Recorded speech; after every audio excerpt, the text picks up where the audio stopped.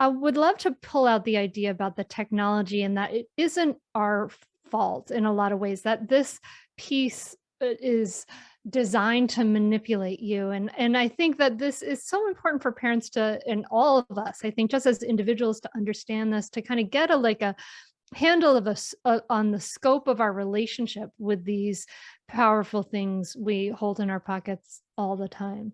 Yeah, this might sound strange at first, but there's a thing that happened in the past that really helped me to think about the aspects of social media that are damaging us.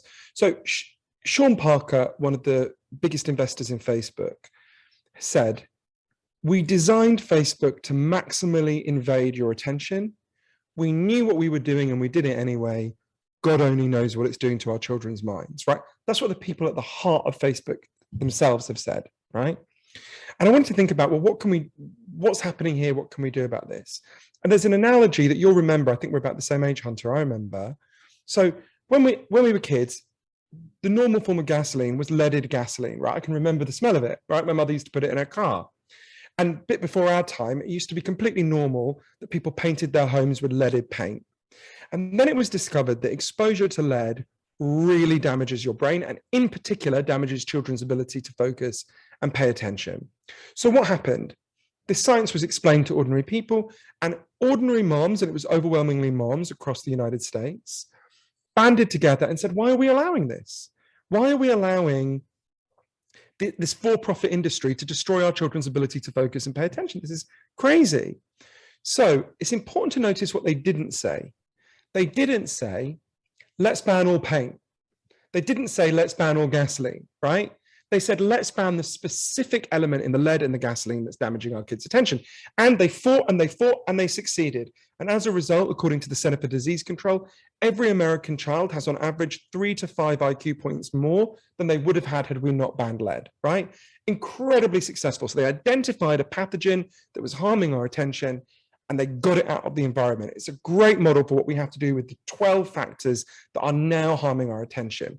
And this applies to social media because very often when we think about it, the way big tech wants us to think about this is, are you pro-tech or anti-tech, right? Mm-hmm. And that just makes you feeling fatalistic, because you're like, well, I'm not going to join the Amish. Yeah, I'm not going to, what do you mean? I'm not going to give up my tech, right? That is totally the wrong way to think about it. We can have all the tech we have, but it not be designed to maximally invade our attention. In fact, it can be designed to heal our attention, but that requires a big shift. At the moment, social media has been built entirely around one particular business model. And that business model is really simple. Every time you open Facebook or your kid opens TikTok, that app starts to make money. And every time you put it down, that revenue stream disappears. Mm-hmm. Very simple. So all of their algorithms, all of their artificial intelligence, all of this engineering power is built around one thing: figuring out how can we get you and your kid to pick up the app more and scroll as long as possible. That's it. That's their business model. Just like the head of KFC, all he cares about in his professional capacity is, did you eat KFC today? All these apps care about is, did you scroll the maximum amount of times? Did you pick your phone up as often as possible? So the whole machinery is designed to addict you, to get you to pick it up frequently, to interrupt your attention as much as it possibly can. That's it. But what was fascinating, I spent a lot of time in Silicon Valley interviewing some of the people who designed the key aspects of the apps that obsess our kids, right? Like the endless scroll you talked. I mean, yeah, like amazing. There was this moment, there's a wonderful guy called Dr. James Williams who'd been at the heart of Google, had this real turning point where one day he spoke at a tech conference to the people who are designing the apps that are hooking our kids. And he said to them, if there's anyone here who wants to live in the world that we're creating, please put up your hand. And not one of them put up their hand. Right? So speaking to these people in Silicon Valley about how do we solve this? What's the equivalent to the lead in the lead paint? It became very clear to me. So I'll give you an example. Asa Raskin, who designed a key part of how the internet works, and his dad, Jeff Raskin, actually invented the Apple Macintosh for Steve Jobs. Asa said to me, look, when you want to deal with the tech component of this, the solution is very simple. You need to ban the current business model. Right? A business model that is based upon monitoring you, tracking you, finding out the weaknesses in your attention and marketing those weaknesses to advertisers so they can hack you, that's like lead in lead paint. It's fundamentally inhuman and immoral, and we should not allow it, right? And I remember saying to Aza and lots of the other people who'd been at the heart of this machine, it took me quite a long time to understand this. I was like, well, okay, let's imagine we do that. What happens the next day when I open Facebook? Would it just say, sorry, everyone, we've gone fishing? He said, of course not. What would happen is they would have to move to a different business model, which crucially would work on our attention in a completely different way. So everyone listening has an experience of one of those two business models.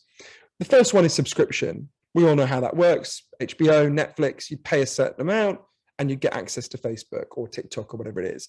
The other option is something that literally everyone listening has experience of, which is think about the sewers. Before we had a sewer system, we had shit in the streets, we got cholera. So we all pay to build the sewers and maintain the sewers, and we all own the sewers together. So you own the sewers in Cincinnati, I own the sewers in London, we own the sewers in common, right? Now, it might be that like we own the sewage pipes together, we want to own the information pipes together because we're getting the equivalent of cholera for our attention. But whatever alternative model you choose, the key thing is all the incentives change. At the moment, the sole business incentive is let's get Hunter and her kids to scroll as much as possible. That's one of the reasons why my godson was in the degraded state he was in. But when we move to these different business models, the incentives are different. At the moment, you are not the customer of social media. You are the product they sell to the real customer, the advertisers. But if we move to subscription or some form of shared ownership, suddenly you become the customer. So they have to ask, okay, what does Hunter want? Oh, Hunter wants to be able to pay attention. Let's design Facebook to heal her attention. Oh, Hunter wants to meet up with her friends offline. Let's insert a button that says, I'd like to meet up with my friends, anyone nearby. Let's make it so that instead of getting people to doom scroll through each other's photos, it encourages them to look into each other's eyes face to face. This is very technologically easy to design. It could be done tomorrow, right? But the incentives have to change. And just like the lead industry was never going to one day go, you know what, guys, I think we've made enough money. Let's stop poisoning kids, right? That's not how it works, right? They had to be made to do it by a movement of ordinary moms. I argue in the book, what we need is an attention movement. Just like we needed and need a feminist movement to reclaim women's bodies and lives, I argue we all need an attention movement to reclaim our minds. And it requires a shift in consciousness. We need to stop blaming ourselves or asking solely for little tweaks. There are lots of things we can do as individuals. I'm passionately in favor of them. I talk about dozens of them in the book, but we've also got to take on the forces that are doing this to us. And to do that, we need to realize we are not medieval peasants begging at the court of King Zuckerberg for a few little crumbs of attention from his table. We are the free citizens of democracies, and we own our own minds, and we do not have to tolerate our children being hacked and invaded in this way, and we can take our minds back. But the only way to do that is going to be if we fight for it. It's not going to happen on its own, right? We have to decide that we value attention and we have to fight for it. Catch new episodes of the Mindful Mama podcast and other free resources, including the Mindful Mom Guide at mindfulmamamentor.com. You can listen to every back catalog episode, including interviews with Dr. Dan Siegel, Iyanla Vanzant, Sharon Salzberg, and get meditations, join our private Facebook group, and more. Go to mindfulmamamentor.com now. I'll see you there.